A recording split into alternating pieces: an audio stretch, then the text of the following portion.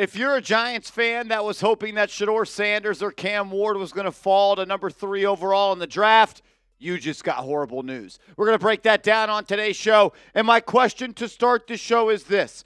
If Cam Ward is off the board and Shedeur Sanders is off the board and the Giants are on the clock at pick number 3, who's the selection?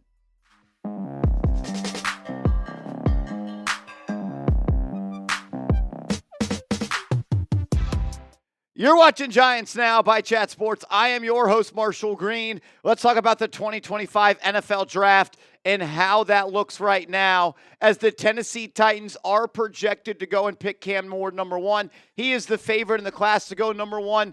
Right now, nobody knows who is going to go number 2, but with the news of the day surrounding Deshaun Watson, that picture is becoming a little bit more clear. Deshaun Watson did tear his Achilles at the beginning of the season. He was out for the year, but just a couple of days ago, news emerged that he has retore or had a setback in his Achilles injury. Nobody knew how severe it was until today when NFL insiders reported that Deshaun Watson, in fact, retore his Achilles tendon, which means he could be out for the entirety of 2025. I've seen some doctors on Twitter hint that he could be out for the remainder of his NFL career, which means the Cleveland Browns don't have a quarterback, and with the number 2 pick, they may go out and select that quarterback. Adam Schefter did report the news, but also added this.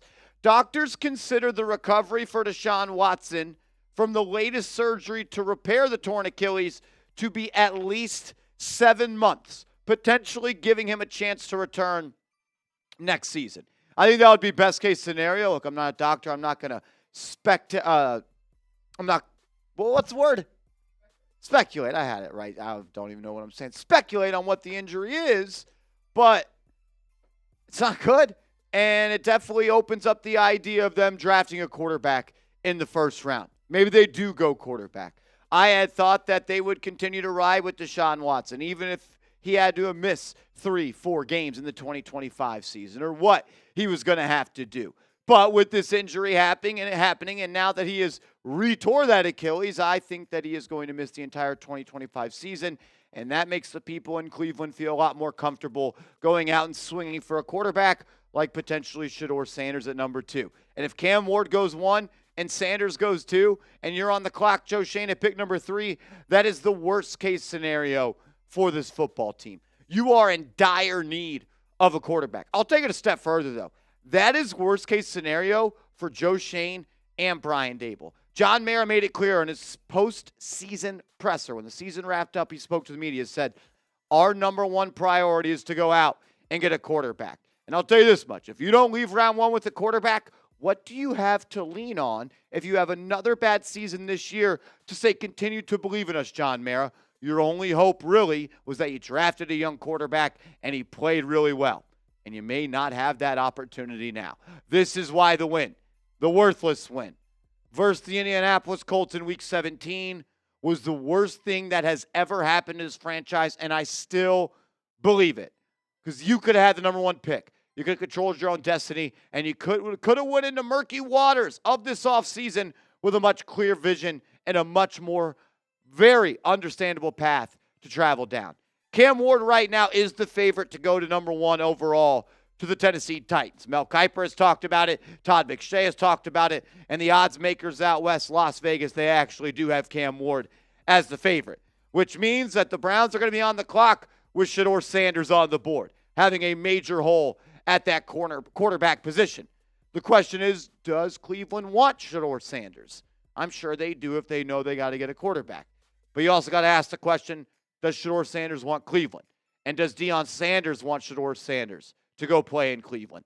Deion and his camp have pushed back on all ideas early on in the draft process that he would push back on going somewhere. But there was a time and point in this timeline where Deion was very vocal that he was going to control where Shedeur was going to go.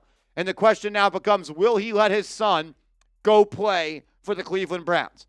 I do not know the answer at this point. But if there is a team that Deion says no to, if there is a city, if there is a situation with all of the quarterbacks that Cleveland has swung and missed on, if there's a team that you're going to force your son to not play with, like Archie did with Eli, I think everyone would understand that the Cleveland Browns is not where you want your son to go to.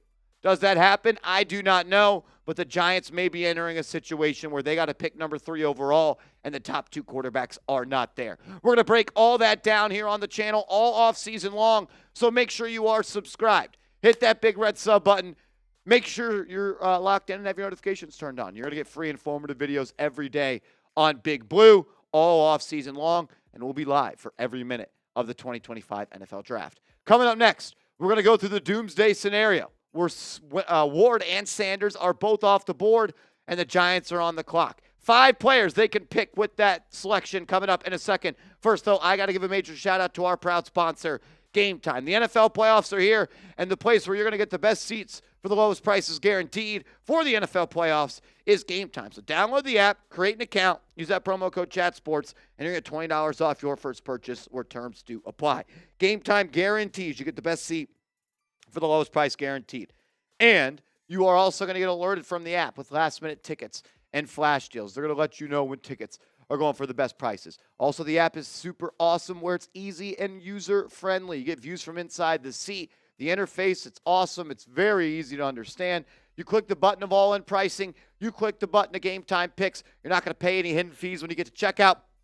And it'll make it that much more easy to go see your favorite team or people perform because it's more than just sporting events. It's more than just the NFL. It's more than just the NBA. You go to theater events, comedy shows, and concerts. So download the app, create an account, use that promo code. It's ChatSports, CHATSPORTS, and you're going to get $20 off your first purchase where terms do apply. All righty. What is Joe Schoen going to do with the number 3 overall pick if both quarterbacks are gone? I don't know what he's going to do. What he should do is probably select one of these 5 players that we are going to talk about. And I know everybody is already talking about the idea of the corner and receiver, do-it-all-star Travis Hunter, the Heisman winner of the 2024-2025 season in college football. And I don't have a problem with this selection at all. The Giants don't have a wide receiver 2. The Giants don't have a wide receiver 3. The Giants also don't have a CB1. And maybe you could have a guy that you pick number 3 overall that does a little bit of both.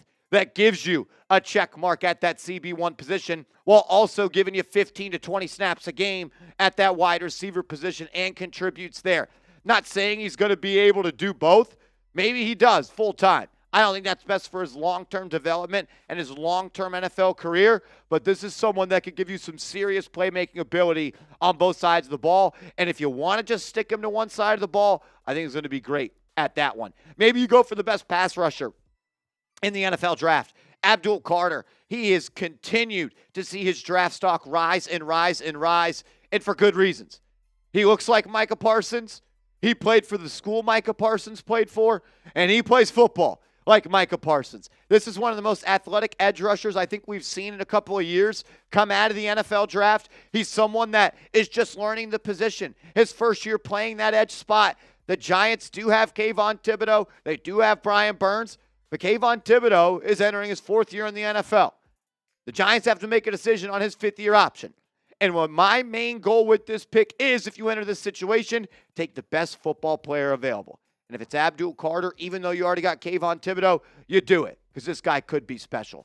Mason Graham, someone at a position of need and someone that's also the best position in his class. Interior defensive lineman out of Michigan, elite size, elite traits at 6'3", 320 pounds. He can get after the passer. He can get off blocks and make plays around the line of scrimmage. I think he's a leader. I think he's a captain. I think he can help build that culture. He's a national champion at Michigan last year. Someone that I really think gives you an identity on the defensive side of the football with Graham, Dexter Lawrence, Brian Burns, and Kayvon Thibodeau. Mason Graham will definitely be on the list of short players that the Giants look at with that selection. And they'll also look at his teammate, Will Johnson, the cornerback, someone that a lot of people thought was the best player in this draft class in the summer.